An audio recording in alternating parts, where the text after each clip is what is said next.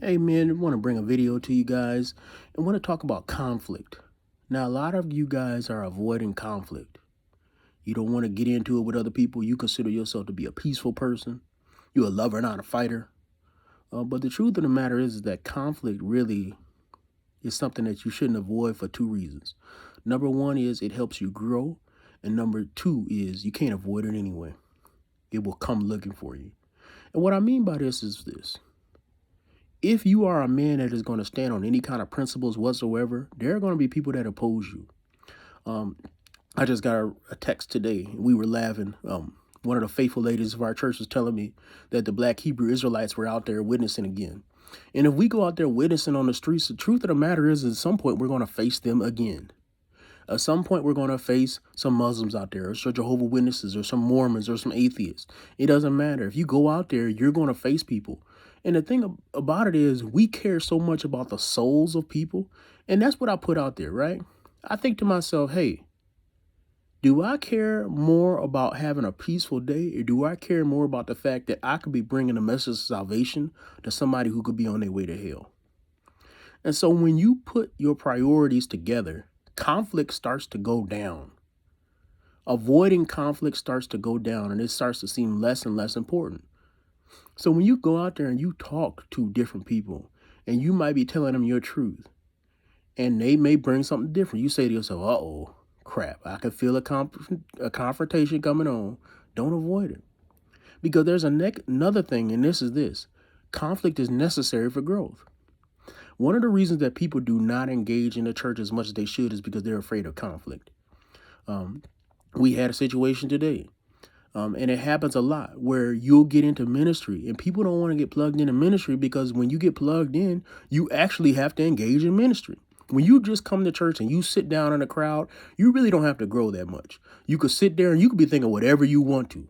It doesn't really matter. You could just like what the pastor teaches and go home and do whatever you want. There is no friction, right? But when you engage in people, let's say you just go to discipleship and you talk to people about what you really think. Now they can engage what you think, and now there's a potential for conflict. Let us say that you get in a performance-based ministry or any ministry. Let's just say you just an usher. Well, now people are counting on you to be there. So if you don't show up, now that can produce a conflict. They're going to say, hey, man, we were counting on you. And you could think to yourself, well, I could show up whenever I want to. So now there's a conflict about your faithfulness. Now your faithfulness is not just a matter of, oh, happy to see you there. Now it actually matters. Let's take it even further to a performance-based ministry like teaching. Now you are up there and you're talking to people and people are counting on you to bring a lesson, and not just bring a lesson. They're counting on you to bring a lesson with some kind of quality. And you could be brought to the person who assigned you to teach could be come to you and say, hey man, the quality of what you taught is not high enough. And so now you have a conflict. And now the next week after you've had that conflict, you have this pressure on you, right? The pressure that didn't exist before, where now you have to perform. And you don't have that when you just come to church. And then furthermore, let's say you do some music based and you do some kind of art based thing and you sitting there in church and you try to perform and somebody doesn't like the part that you did or somebody doesn't like how you perform. Now you have to work that out, right? And there's no necessarily right answer in a performance based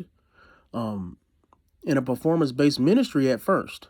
I believe there is, but let's just say that you don't understand what the right answer is.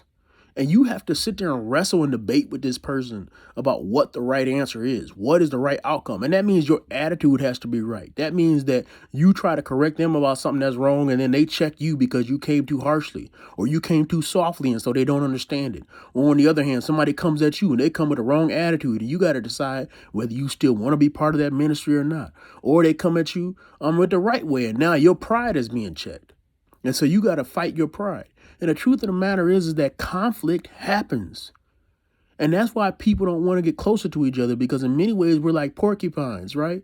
The closer we get to each other, the more that our spines, our sharp parts, our hurtful parts can touch other people. And that's something that people are afraid of. But the truth of the matter is that growth doesn't happen without conflict. The Bible says iron sharpens iron. Well, if iron sharpens iron, if you were the other piece of iron, it would hurt. And a lot of people talk about the piece being sharpened, but here's the thing. The other piece hurts too. There is no conflict that doesn't cause pain. Just like if you punch somebody, a lot of people are surprised when they get in their first fight and they punch somebody and they may even win the fight, but they realize how much their hand hurts because they punched somebody. Well, the truth of the matter is it doesn't matter what side you hold in the conflict. The one that loses hurts more, but the one that wins hurts too.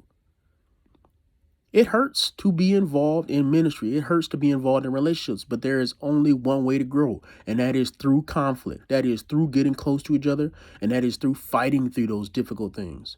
So we, as men, we got to stand up. You got to understand that conflict is going to come looking for you. There is no avoiding it. But the second thing is conflict should be sought out because it is the quickest way to improve. Think of it as almost like a role-playing game or a storytelling video game where every time you fight, you get experience. Even if you did something wrong, you get that experience. And you could take that experience into your next conflict, your next engagement. And you could say to yourself, what I learned from the last time, I can now apply it to this one. So, hey, don't be afraid of conflict. Don't necessarily create it when you don't have to, but don't be afraid of it because God put it there for a reason.